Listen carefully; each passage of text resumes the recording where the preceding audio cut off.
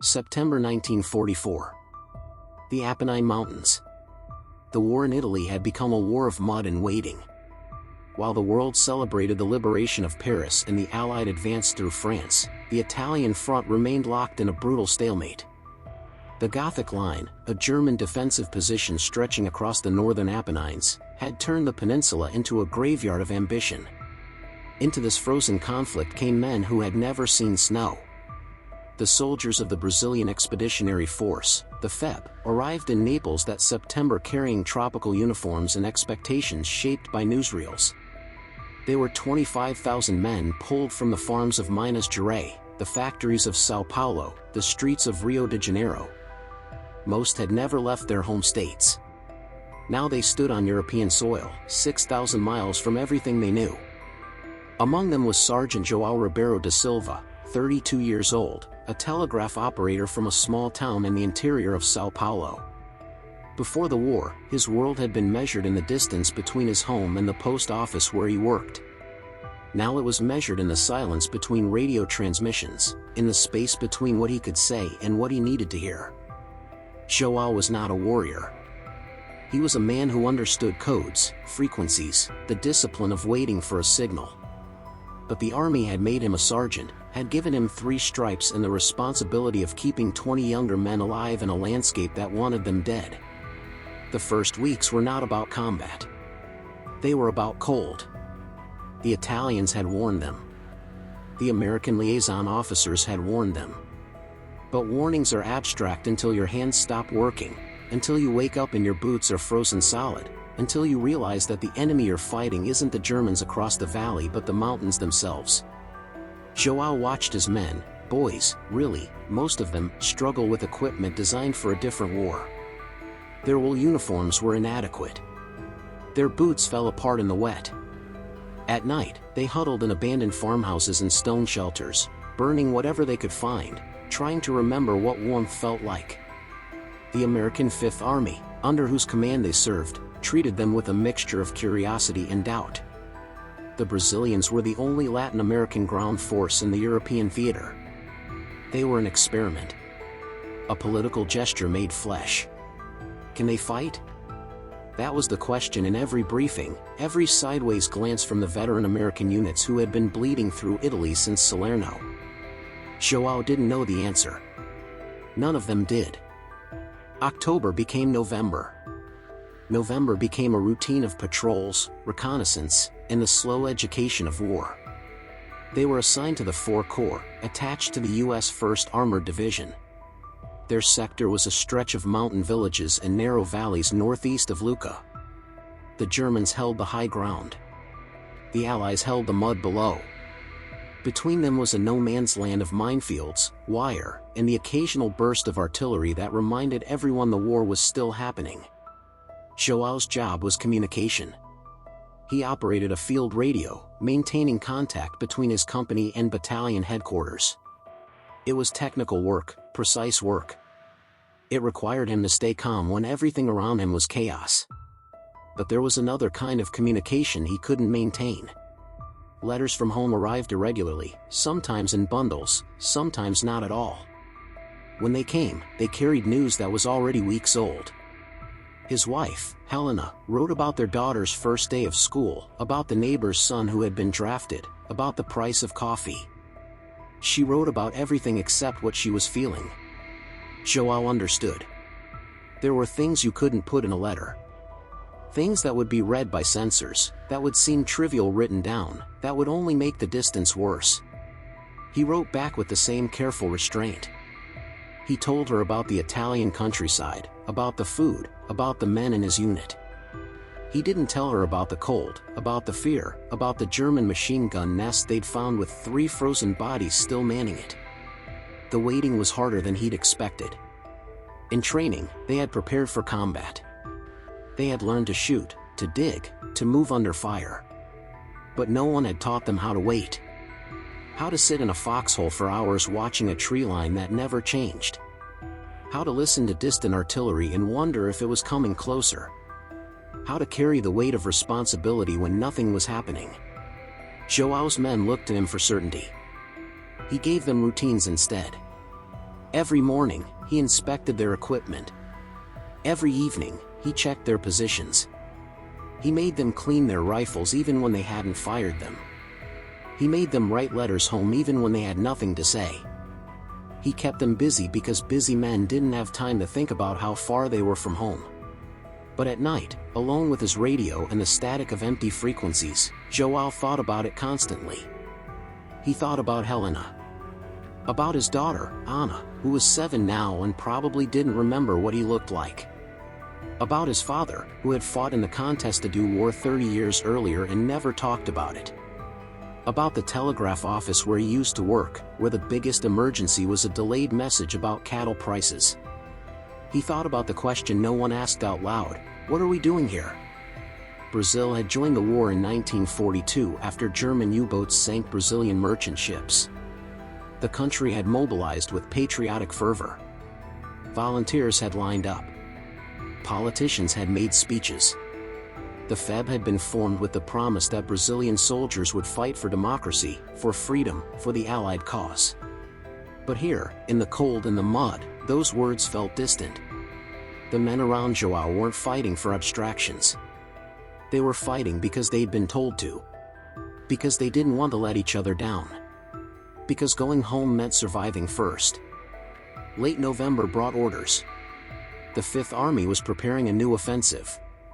The goal was to break through the Gothic line before winter made movement impossible. The Brazilian division would participate. They would take the town of Monte Castelo, a German stronghold that controlled the valley approaches. Joao received the briefing from his company commander, Captain Almeida, a career officer from Rio who spoke with the confidence of someone who had never been shot at. "This is our chance," Almeida said. "The Americans are watching. High Command is watching. We show them what Brazilian soldiers can do." The men received the news with quiet resignation. They had heard rumors about Monte Castelo. The Americans had tried to take it twice already. Both times they'd been thrown back with heavy casualties. Now it was Brazil's turn. Joao spent the next week preparing. He checked and rechecked his radio equipment. He memorized call signs, frequencies, backup channels. He made sure every man in his squad knew the signals, knew what to do if he went down. He wrote a letter to Helena.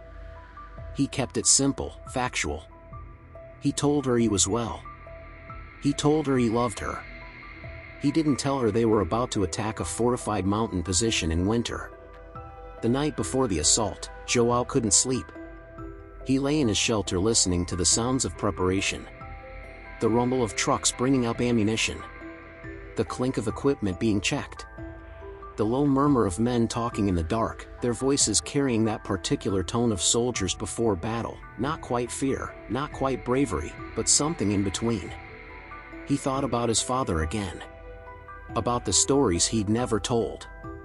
About the silence that had followed him home from his war. Joao understood that silence now.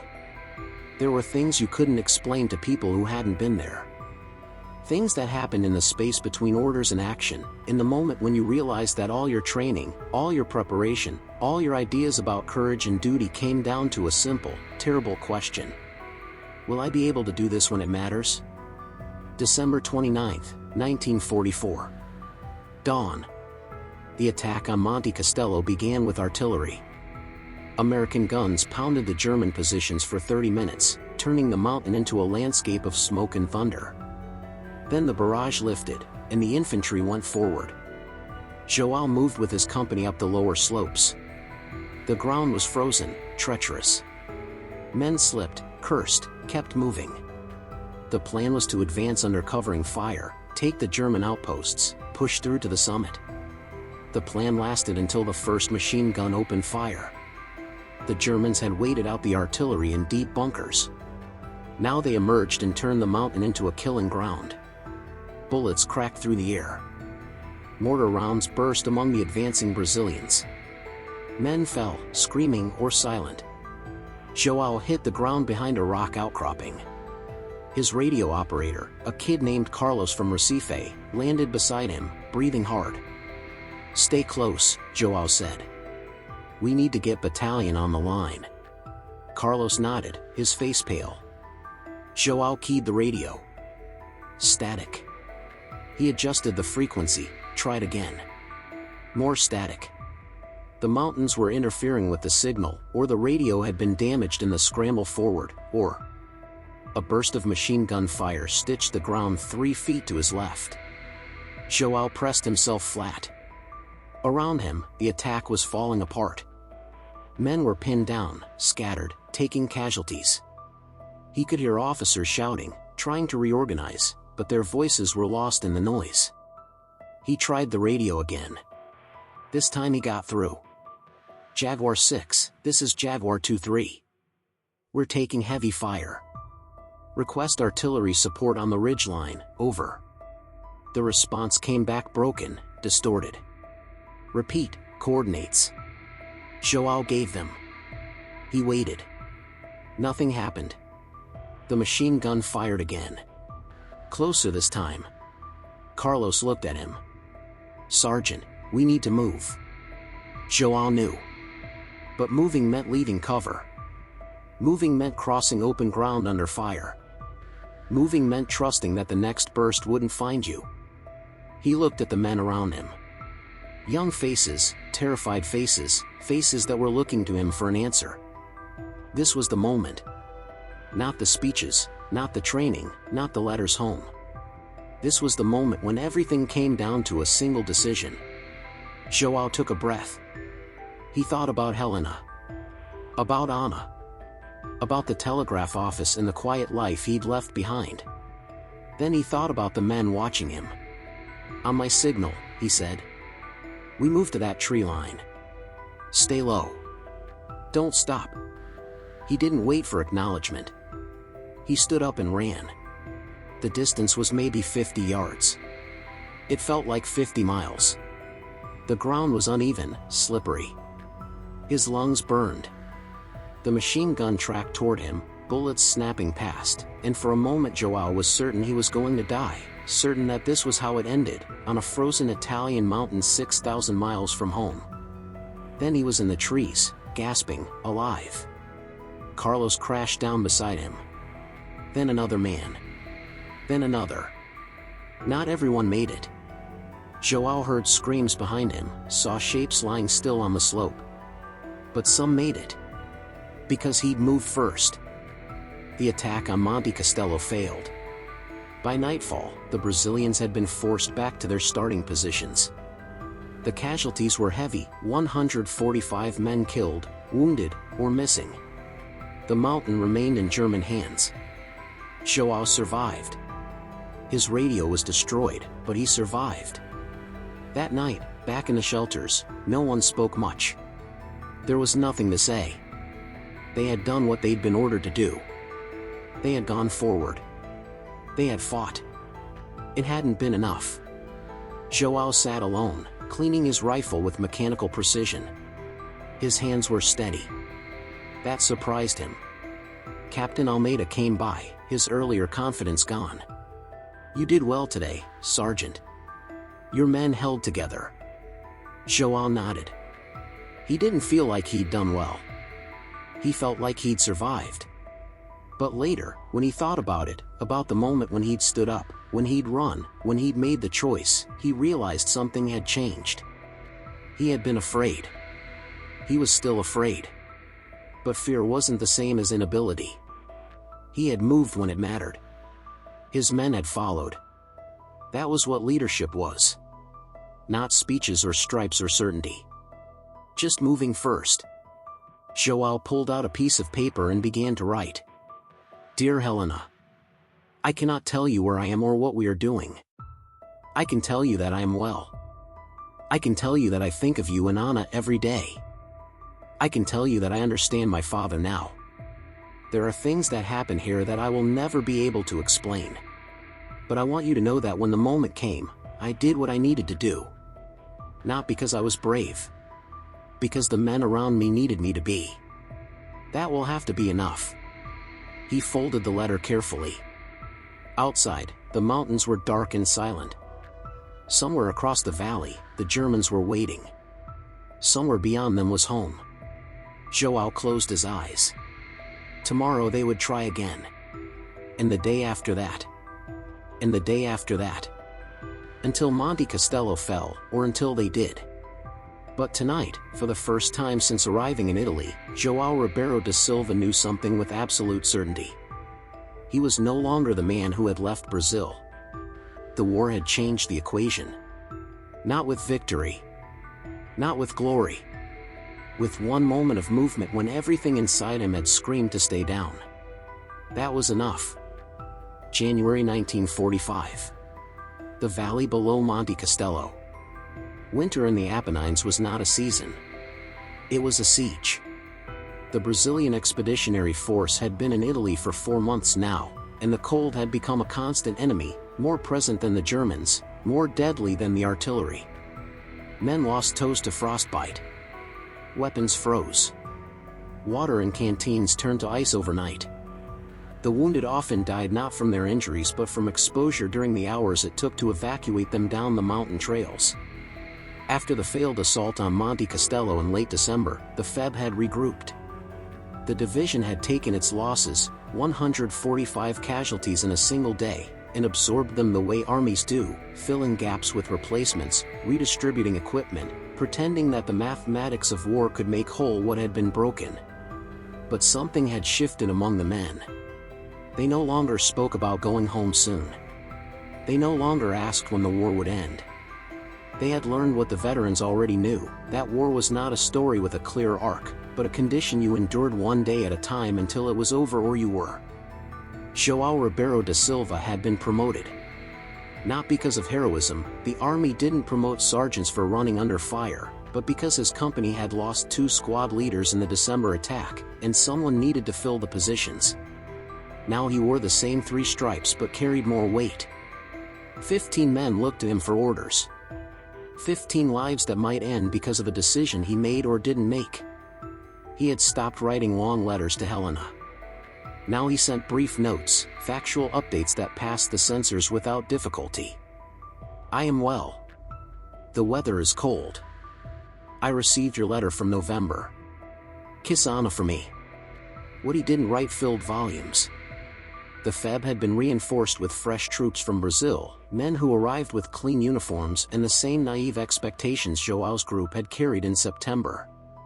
He watched them make the same mistakes, ask the same questions, carry the same illusions that would be ground down by cold and waiting and the reality of what combat actually meant. Among the replacements was a young private named Miguel Santos, 19 years old, from a favela in Rio de Janeiro. Miguel had volunteered, eager to prove himself, eager to be part of something larger than the poverty he'd left behind. He talked constantly, about Brazil, about football, about the girl he'd left waiting for him, about what he would do when the war was over.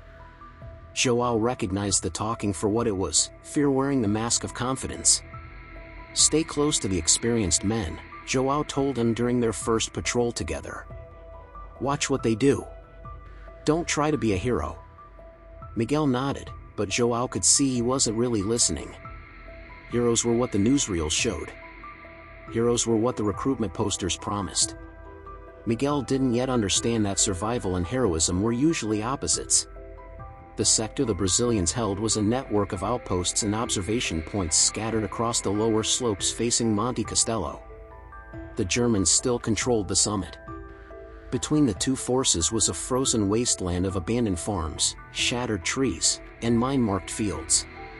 Patrols went out daily, probing, observing, occasionally clashing with German patrols doing the same thing. It was on one of these patrols that João first encountered the Italians.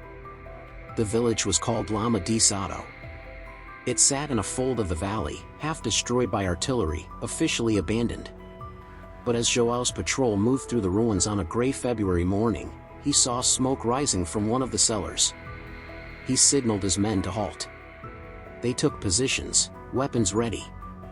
Someone's down there, whispered Carlos, João's radio operator, who had survived December and now carried a superstitious belief that staying near João was good luck. João approached carefully. The cellar entrance was a gap in the rubble, stone steps leading down into darkness. He could smell wood smoke, something cooking. Come out, he called in Portuguese, then tried his limited Italian, then Itfuri. Silence. Then movement below. A voice, elderly, frightened, non-sparate. Non-sparate. Don't shoot. An old man emerged, hands raised. Behind him, 2 women, 1 elderly, 1 younger, and 3 children, all thin, all terrified. They were civilians who had refused to evacuate, who had hidden in the cellar through months of shelling, surviving on whatever they could scavenge. The old man spoke in rapid Italian, gesturing, pleading. Joao caught fragments. Tedeschi, Germans. Americani, Americans. Fame, hunger. Joao lowered his weapon. His men did the same. The family had been caught between armies, between ideologies they didn't care about, trying simply to survive in the ruins of their home. They looked at the Brazilian soldiers with a mixture of hope and fear, unable to tell if these new arrivals were liberators or just another threat. Joao made a decision. He had his men share their rations, not much, but something. The old man wept. The children stared with huge eyes. As they prepared to leave, the younger woman touched Joao's arm. She spoke in broken English, learned from American soldiers who had passed through months before. You? Brasileiro? Joao nodded. Long way from home, she said. Yes, Joao replied. Very long way. She looked at him with an expression he couldn't quite read. We also. Long way from home. Home is gone. Joao understood. Home wasn't just a place. It was a time, a condition, a version of the world that no longer existed. The war had displaced everyone, soldiers and civilians alike, turning them all into refugees from their own lives. The encounter stayed with him. Over the following weeks, Joao's patrols encountered more civilians. Some were hostile, collaborators or simply people who resented all soldiers regardless of uniform. But others were like the family in Lama di Sato, survivors trying to navigate a landscape of violence they hadn't chosen. Joao began to see the war differently. It wasn't just about Monte Castello or the Gothic Line or the grand strategic objectives discussed in briefings. It was about these people, these villages, these small human moments happening in the margins of history. He shared this observation one night with Lieutenant Ferreira, a young officer from Sao Paulo who had studied engineering before the war. We're not fighting for Italy, Ferreira said quietly. We're fighting because if we don't, the Germans will keep doing this. To Italy. To France. To everyone. And we're different? Joao asked. Ferreira was silent for a moment. We're supposed to be. The question haunted Joao. What made them different from the Germans? Both were foreign armies fighting on Italian soil. Both brought violence and disruption. The civilians didn't care about ideology. They cared about survival. The difference, Joao decided, was in the small choices. Sharing rations. Not looting. Treating civilians as people rather than obstacles. It wasn't much. But maybe it was enough. February brought new orders. The Fifth Army was planning another offensive. Monte Castello would be the objective again. This time, the attack would be coordinated with American units, with better artillery support, with lessons learned from the December failure. Joao received the news with weary acceptance. Of course they were going back. The mountain was still there. The Germans were still there. The war didn't end just because you'd failed once. He gathered his squad and told them. Miguel, the young private from Rio, actually looked excited. This time we'll take it, Miguel said. This time we'll show them. Joao looked at the boy's eager face and felt very old. Listen to me, he said. All of you. This isn't about showing anyone anything. This is about staying alive and helping the men next to you stay alive. That's all. You do your job, you follow orders, and you don't try to be a hero. Understood? They nodded. But Joao could see Miguel still didn't understand. He still thought war was about glory. Joao hoped the boy would survive long enough to learn otherwise. February 19, 1945. 0600 hours. The second assault on Monte Castello began in darkness. This time the Brazilians were not alone. The U.S. 10th Mountain Division, elite troops trained for Alpine warfare, would attack from the west while the Feb pushed from the south. The plan was to catch the Germans in a pincer, to overwhelm their defenses with coordinated pressure. João's company was in the first wave. They moved out before dawn, climbing the frozen slopes in silence. The cold was brutal. João's breath came in white clouds. His fingers were numb inside his gloves. Behind him, his squad followed in single file. Miguel was third in line, carrying extra ammunition. Carlos was at the rear with the radio. The artillery barrage began at 0630. For 40 minutes, American guns pounded the German positions. The mountain shook. The sky turned orange with explosions. Then silence. "Move out," came the order. They advanced through the smoke and dust, climbing over broken ground, past shattered trees and shell craters. João kept his rifle ready, his eyes scanning for movement.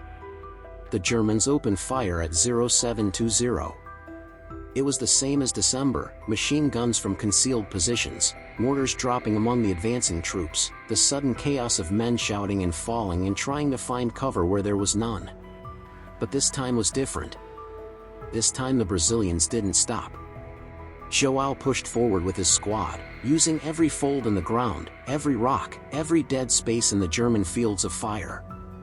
They had learned. They knew the terrain now. They knew what worked and what didn't. "Keep moving," João shouted. "Don't bunch up." A mortar round exploded 20 yards to his left. Shrapnel whined through the air. Someone screamed. João didn't look back. Looking back got you killed. You kept moving forward, trusting the men behind you to do the same. They reached a stone wall, the remains of a terrace farm. João dropped behind it, gasping. His squad piled in around him. He did a quick count. 12 men. He'd started with 15. "Carlos, get battalion on the line. Tell them we're at phase line red. Request covering fire on the ridge." Carlos worked the radio, his hands shaking. "I've got them. They're sending." The machine gun burst caught him in the chest. Carlos fell backward, the radio tumbling from his hands. Blood spread across his uniform, dark and fast. "No," João said. "No, no, no." He crawled to Carlos, pressed his hands against the wounds, but there was too much blood, too many holes. Carlos looked up at him with confused eyes, tried to speak, couldn't. He died in less than a minute. João knelt there, hands covered in blood, while the battle raged around him. Carlos had been with him since September. Carlos had survived December. Carlos had believed staying near João was good luck. Miguel grabbed his shoulder. "Sergeant, we need to move." João looked at the boy. At his young, terrified face. At the innocence that was dying in real time. "Take the radio," João said. His voice sounded distant, mechanical. "You're the RTO now." "I don't know how." "You'll learn. Pick it up." They fought their way up Monte Castello for 6 hours. It was not a glorious advance. It was a grinding, brutal climb through mud and blood and the bodies of men who had tried and failed. The Germans fought for every yard, falling back only when their positions became untenable, then setting up again 50 yards higher. But the Brazilians kept coming. And from the west, the Americans kept coming. And slowly, inexorably, the pincer closed. João lost track of time. The battle became a series of moments, running, shooting, diving for cover, getting up, running again. His squad shrank. 15 became 12, became 9, became 7. Miguel stayed close, carrying the radio, trying to learn the call signs and frequencies while bullets cracked overhead. The boy had stopped talking about glory. Now he just looked scared and determined in equal measure. At 1,400 hours, João's company reached the summit. The Germans were gone, pulled back to new positions farther north. What remained was a landscape of destruction, shattered bunkers, abandoned equipment, shell craters, and bodies. German bodies. Brazilian bodies. American bodies. João stood at the top of Monte Castelo and felt nothing. They had taken the objective. They had done what 2 previous attacks had failed to do. This was supposed to be victory. But Carlos was dead. And Private Souza. And Corporal Lima. And 10 others from his company whose names he would have to write in reports. Lieutenant Ferreira appeared beside him, face blackened with smoke and dirt. "We did it," he said quietly. "Yes," João replied. "Was it worth it?" João looked at the mountain, at the valley below, at the Gothic line stretching away to the east and west.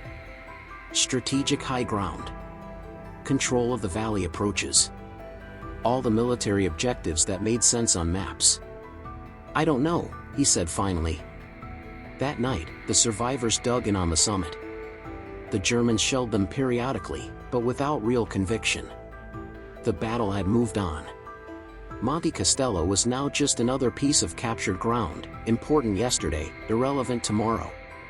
João sat in a captured German bunker, writing letters. Letters to the families of the men who had died. Letters that would say their sons and husbands and fathers had fought bravely, had died for a worthy cause, had not suffered. All lies. Necessary lies.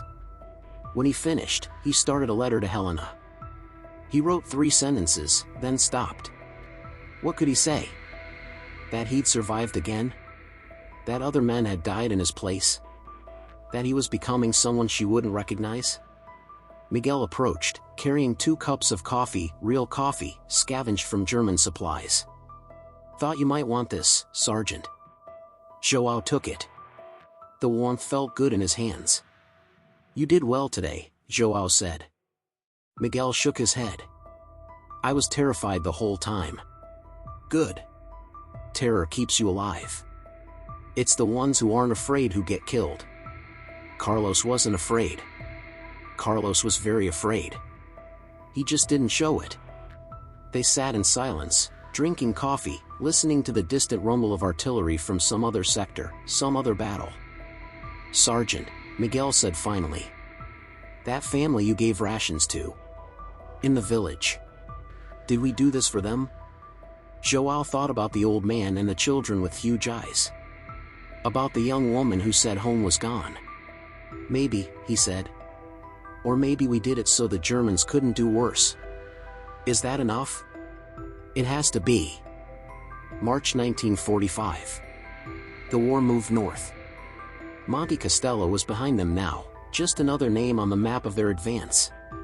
The Feb pushed deeper into the Apennines, taking villages and ridgelines, fighting the same grinding battles against an enemy that was retreating but not broken. João's squad had been rebuilt with replacements. New faces, new names to learn, new men to keep alive. Miguel had become his permanent radio operator, no longer the eager boy from Rio but something harder, quieter. The letters from Helena had stopped coming regularly. The mail system was breaking down as the front moved, as supply lines stretched, as the war entered its final chaotic phase. João wrote anyway, sending letters into a void, trusting they would find her eventually. One evening in late March, João's company was bivouacked in a liberated village called Montes. The civilians had emerged from hiding, cautiously grateful, offering what little they had, wine, bread, a place to sleep that wasn't a foxhole. The old woman who owned the house where João's squad was quartered spoke no Portuguese and little English, but she communicated through gestures and expressions. She fed them, fussed over their torn uniforms, treated them like the sons she'd lost to the war. That night, sitting at her kitchen table, João finally finished the letter to Helena. Dear Helena, I have been trying to write this letter for weeks. I have started it a dozen times and never known what to say. The war has changed me. I know you will see it when I come home. I am not the man who left. I have seen things and done things that I cannot explain, that I will probably never speak about. But I want you to know something. In all of this, in all the cold and fear and death, I have learned what matters. It is not the grand causes or the speeches or the flags. It is the small choices we make when no one is watching. The rations shared with hungry children. The letter written to a dead man's mother. The moment when you stand up because the men around you need you to. I have kept men alive. I have lost men. I have done my duty as I understood it. That will have to be enough. When I come home, and I will come home, I will be different. But I will still be yours. I will still be Anna's father. I will still be the man who loves you, even if I am not the man you remember. Wait for me. I am coming home. João.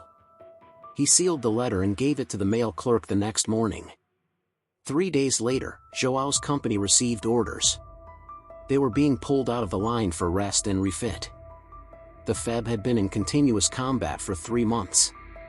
They had taken Monte Castello, Castelnuovo, Montes. They had proven themselves to the Americans, to the Allies, to themselves. The war in Italy would continue without them for a few weeks while they recovered. João gathered his squad and told them. They received the news with quiet relief. Rest meant hot food, clean uniforms, sleep without the fear of artillery. Rest meant being alive. That night, João stood outside the farmhouse and looked at the mountains. The Gothic line was broken. The Germans were retreating. The war was ending, slowly but inevitably. He thought about Carlos, about all the men who hadn't made it this far. About the families in the ruined villages. About Helena and Anna waiting in Brazil. He thought about the question Miguel had asked, was it worth it? João still didn't have an answer. Maybe there wasn't one. Maybe war was just something that happened, something you survived or didn't, and the meaning you found in it was whatever you needed to keep going. But he knew one thing with absolute certainty. He had been tested. He had been broken and remade. He had learned the language of survival, not the language of words, but the language of small choices, of endurance, of the moment when you move forward because standing still means death. That language would stay with him forever. The war had changed the equation again. Not with victory. Not with glory. With the simple, terrible knowledge that he could survive anything. And that surviving was both the hardest and the most important thing he would ever do. April 1945. Northern Italy. The war was ending, but it didn't feel like ending. It felt like unraveling. The German forces in Italy were collapsing, not in a single dramatic moment but in a slow disintegration, units surrendering, others fighting to the last, still others simply dissolving into the chaos of a continent in ruins. The Allied advance had become a race, not against resistance but against time, trying to secure territory before the political map of post-war Europe was drawn. The Brazilian Expeditionary Force pushed north through the Valley, moving faster now, taking towns that offered little resistance, accepting surrenders from German soldiers who looked more relieved than defeated. The landscape changed from mountains to plains, from winter to spring, from the frozen brutality of the Apennines to green fields and flowering trees. It should have felt like victory. It felt like exhaustion. João Ribeiro da Silva had been in combat for 6 months. His company had been reduced and rebuilt 3 times. Of the men who had landed with him in Naples in September, fewer than half remained. The rest were dead, wounded, or transferred. The FEB had taken over 2,800 casualties. For a force of 25,000, those were not numbers. They were absences, gaps in formations, names that no longer answered at roll call. João was 33 now, though he felt decades older. His hair had started to gray at the temples. His hands shook sometimes when he wasn't paying attention. He had stopped sleeping more than a few hours at a time, waking at every sound, every distant engine, every change in the wind. The army called it combat fatigue. João called it the price of survival. His squad had changed again. Miguel was still with him, the boy from Rio who wasn't a boy anymore, who operated the radio with mechanical efficiency and rarely smiled. The others were mostly replacements who had arrived in March, men who had missed the worst of the winter fighting but were now being thrown into the final chaotic push. They looked at Joao with a mixture of respect and wariness. He was a veteran now, one of the old men of the company at 33, someone who had survived Monte Castello and Montes and all the unnamed skirmishes in between. They watched him for cues on how to act, how to survive, how to carry the weight. Joao didn't know what to tell them. He had survived through luck as much as skill, through being in the right place when bullets went to the wrong place, through the random mathematics of war that killed one man and spared another for no reason at all. The letters from Helena had started arriving again, bundled together, months out of sequence. He read them in chronological order, watching his daughter grow in reverse, seeing his wife's worry evolve from concern to fear to a kind of resigned waiting. She didn't ask when he was coming home anymore. She just wrote about daily life, about the small continuities that made up a world he could barely remember. He tried to write back, but the words felt hollow. How could he explain what he'd become?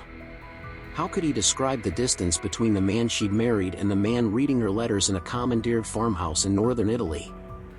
"I am coming home," he wrote. "But I don't know if home still exists." He never sent that letter. Late April brought rumors of surrender.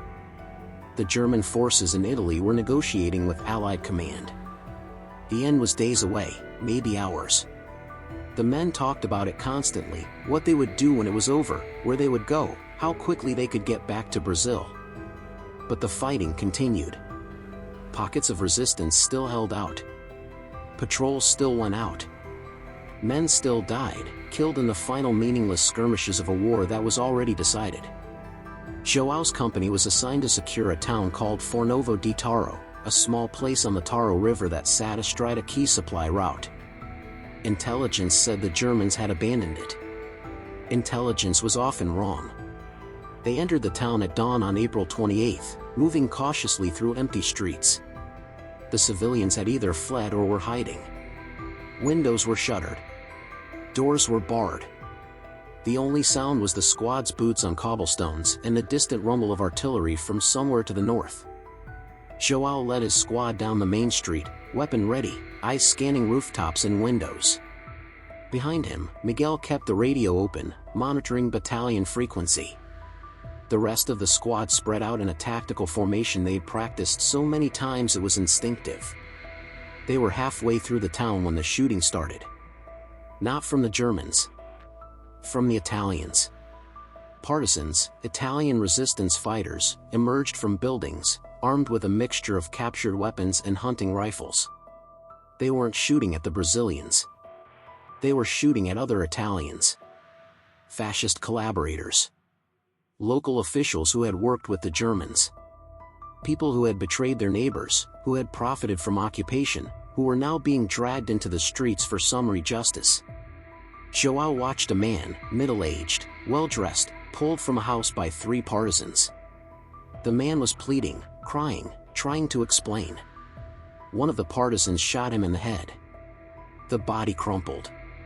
The partisans moved to the next house. "Jesus Christ," Miguel whispered. Joao raised his hand, signaling his squad to halt. This wasn't their fight. These weren't enemy combatants. This was something else, the settling of scores, the violent reckoning that happens when order collapses and old hatreds surface. But then he saw the woman. She was young, maybe 20, being dragged into the town square by a group of civilians, mostly women. They were screaming at her, calling her names Joao didn't understand but whose meaning was clear. Collaborator. Traitor. Whore. They threw her to the ground. Someone produced scissors. They began cutting her hair, hacking it off in rough chunks while she sobbed and tried to cover her head. Joao's squad watched, uncertain. This was liberation. This was what happened when occupied people were freed. The Allies had been warned about it, told not to interfere with local justice. But watching it happen was different from knowing it would happen. "Sergeant," one of his men said. "Should we?" "No," Joao said. "We keep moving." They walked past the square, past the woman being humiliated, past the bodies in the streets, past the partisans executing collaborators against walls. They walked through the liberation of Fornovo di Taro and said nothing. That night, Bivouacked on the edge of town, Joao couldn't sleep. He kept seeing the woman's face. The terror and shame. The crowd's rage. The scissors cutting hair that would grow back, marking her in a way that wouldn't fade. He thought about the old man in Lama di Sado who had said home was gone. He thought about the Italian woman who had spoken broken English and looked at him with understanding. He thought about what liberation actually meant. It meant the end of occupation. It meant the Germans leaving. But it also meant this, the violence that erupted when the pressure of foreign rule was lifted, when people who had been powerless suddenly had power again and used it to punish those they blamed for their suffering.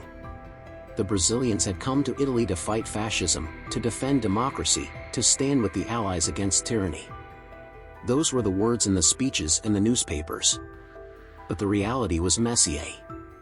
The reality was that they had brought violence to a place already drowning in it, that their presence had enabled this moment, that liberation and revenge were sometimes the same thing. Miguel found him sitting outside, smoking a cigarette he'd traded from an American soldier. "You okay, Sergeant?" "No," Joao said. "But I will be. What we saw today was not our business. It felt wrong. A lot of things feel wrong. We still have to do our jobs." Miguel sat down beside him. The boy, the man, had learned when to push and when to stay quiet. He stayed quiet now. After a while, Joao spoke again. "When we get home, people are going to ask us what it was like. What we did. What we saw. What will you tell them?" "I don't know. The truth is too complicated. The lies are too simple. So what do we say?" Joao looked at the town, at the lights and windows where people were celebrating or mourning or trying to figure out what came next. "We say we did our duty. We say we fought for the right side. We say it mattered." Did it? It had to. May 2nd, 1945. 1,400 hours. The official surrender came over the radio. All German forces in Italy had capitulated. The war in the Mediterranean theater was over. The announcement was brief, formal, anticlimactic. After years of fighting, after hundreds of thousands of casualties, after the destruction of cities and the displacement of millions, it ended with a radio transmission and a signed document. Joao's company received the news in a village north of Fornovo. The men reacted with muted celebration, some cheers, some tears, mostly just exhausted relief. They had survived. The war was over. They were going home. Lieutenant Ferreira gathered the company and made a short speech about duty and sacrifice and the honor of serving. The men listened politely, but Joao could see they were already somewhere else in their minds, already on ships heading south, already walking through the doors of homes they'd left a year ago. That night, the company held an impromptu memorial service for the men who hadn't made it. They read names, 145 from the company alone, over 450 from the division. Each name was a story that would never be told, a life that had ended on an Italian mountain or in a valley or on a road that no one would remember. When they read Carlos's name, Joao closed his eyes. The next day, orders came down. The FEB would remain in Italy for several more weeks, helping with occupation duties and processing German prisoners. Then they would begin the journey home, by truck to Naples, by ship to Brazil, by train to their home states, by whatever means necessary back to the lives they'd left. Joao tried to feel something about this. Relief. Joy. Anticipation.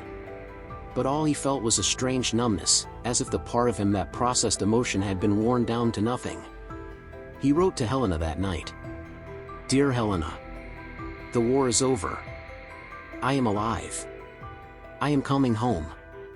I don't know when exactly. The army says weeks, maybe a month. But I am coming home. I need you to understand something.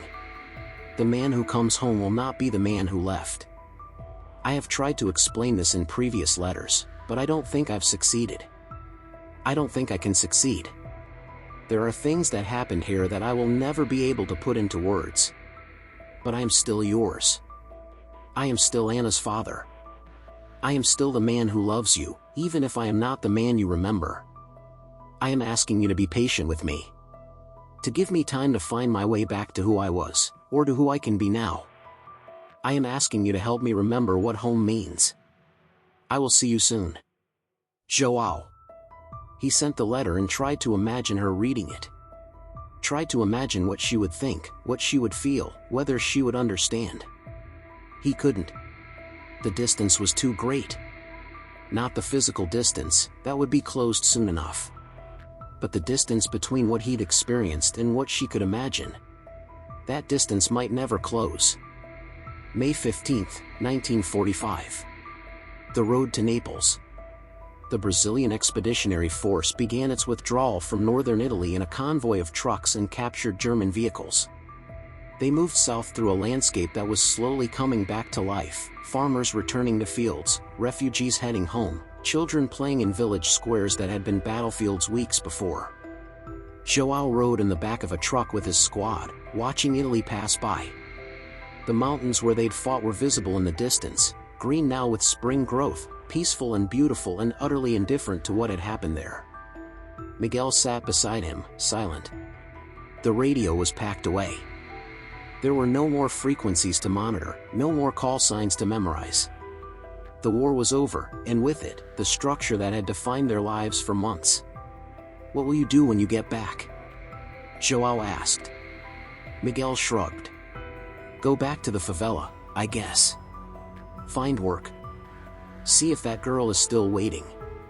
And if she's not, then I'll find another girl. Or I won't. I don't know, Sergeant. I'm just trying to imagine being there. It doesn't feel real yet. Joao understood. Home had become abstract, a concept rather than a place. The real world was this, trucks and uniforms and the men around you. Everything else was memory or imagination. They stopped for the night in a town called Medina. The locals came out to greet them, offering food and wine, thanking them in Italian and broken Portuguese. The Brazilians were heroes here, liberators, the men who had helped free Italy from fascism. Joao accepted their gratitude with polite distance. He knew what they didn't, that heroism was mostly just survival, that liberation was complicated, that the men they were thanking were mostly just tired and wanted to go home. An old Italian man approached him, speaking in careful English. You fight at Monte Castello? Yes, Joao said. My son fight there too. With partisans. He die there. I'm sorry. The old man shook his head. No sorry. He fight for Italy. You fight for Italy. Same thing. You give us back our country. Joao didn't know what to say to that. The Brazilians hadn't fought for Italy. They'd fought because they'd been ordered to, because their country had been attacked, because the war had pulled them in whether they wanted it or not. But maybe the old man was right in a way. Maybe intentions didn't matter as much as outcomes. Maybe the reasons you fought were less important than the fact that you'd fought on the right side. Or maybe that was just something people told themselves to make sense of senseless things.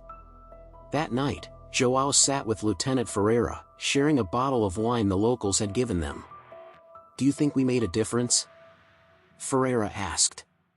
It was the same question he'd asked on Monte Castello, but the context had changed. Then it was about one battle. Now it was about everything. Joao thought about the villages they'd liberated and the civilians they'd helped. He thought about the Germans they'd killed and the positions they'd taken. He thought about Carlos and all the others who had died. We were part of something larger, he said finally. The Allies won. Fascism lost. We were part of that. Whether our specific contribution made the difference, I don't know. But we were there. We did what we were asked to do. Is that enough? It has to be.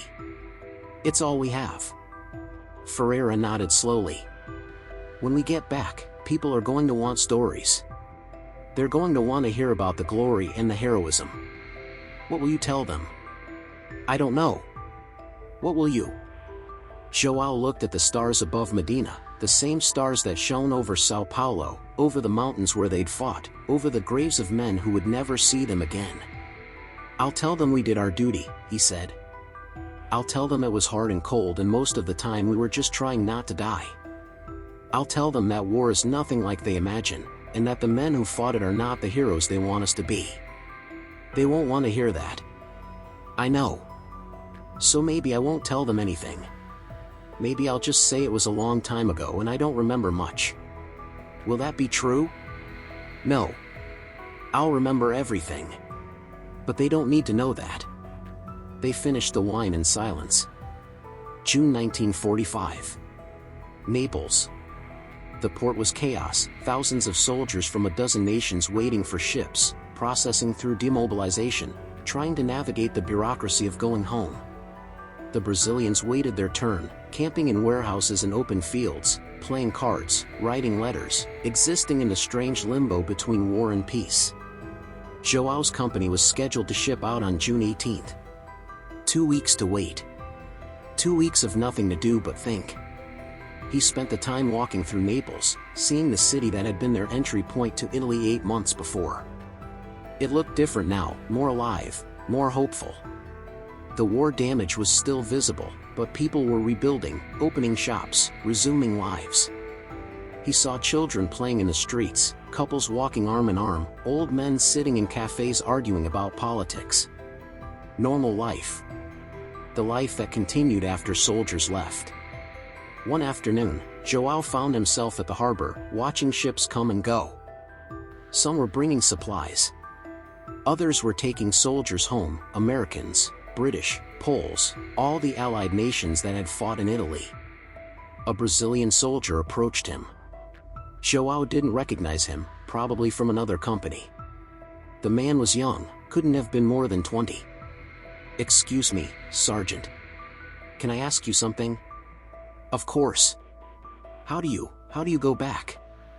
After all this?" Joao looked at the young man's face. He saw his own questions reflected there, the uncertainty about what came next, the fear that home wouldn't fit anymore. "You just do," Joao said. "You get on the ship. You go home. You see your family. You try to remember who you were before. And if you can't remember, then you figure out who you are now." The young soldier nodded, but Joao could see it wasn't the answer he'd wanted. He'd wanted certainty, reassurance, a clear path forward. Joao didn't have that to give. He was still looking for it himself. On June 18th, Joao's company boarded the USS General Mann, a transport ship that would take them across the Atlantic to Rio de Janeiro. The men lined the rails as the ship pulled away from Naples, watching Italy recede into the distance. Joao stood among them, silent. He thought about Monte Castello and Montes in Fornovo. He thought about Carlos and all the others who wouldn't be making this journey. He thought about the Italian civilians and the German prisoners and the partisans executing collaborators. He thought about what it had all meant. The war had been about stopping fascism, about defending democracy, about standing with the Allies. Those were true things. But they were also incomplete things. The war had also been about cold and fear and the random chance of survival. It had been about small choices and terrible moments. It had been about learning that you could endure more than you thought possible and that endurance changed you in ways you couldn't predict. Miguel appeared beside him at the rail. "Long way to go still." "Yes," Joao said. "But we're going home. Do you think it'll be the same?" "No. Nothing will be the same. But it'll be home." They stood together, watching the Mediterranean turn to Atlantic, watching the distance grow between who they'd been and who they were becoming. The ship cut through calm water under clear skies. The war was behind them. Home was ahead. Between the two was this moment, this crossing, this transition, this final uncertain space. Joao thought about Helena and Anna.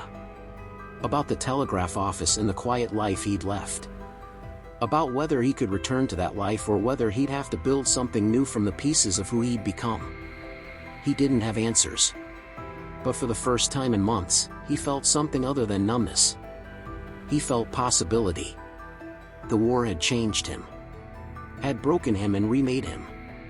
Had taught him things he'd never wanted to learn. But it hadn't destroyed him. He had survived. Not just physically, but in some essential way that mattered. He had kept his humanity in a place designed to strip it away. He had made choices that helped others survive. He had done his duty without losing himself completely. That was victory. Not the kind that got written about in history books, but the kind that mattered when you looked at yourself in the mirror. João Ribeiro da Silva stood at the rail of the USS General Mann and made himself a promise. He would go home. He would see his wife and daughter. He would try to explain what couldn't be explained. He would carry the weight of what he'd experienced, but he wouldn't let it crush him. He would live. Not just survive, but actually live. For himself. For Helena and Ana. For Carlos and all the others who didn't get to come home. He would find a way to make it mean something. The ship sailed on through the Atlantic night. Above, the stars wheeled in their ancient patterns, indifferent to the small human dramas playing out below. The war was over. The journey home had begun.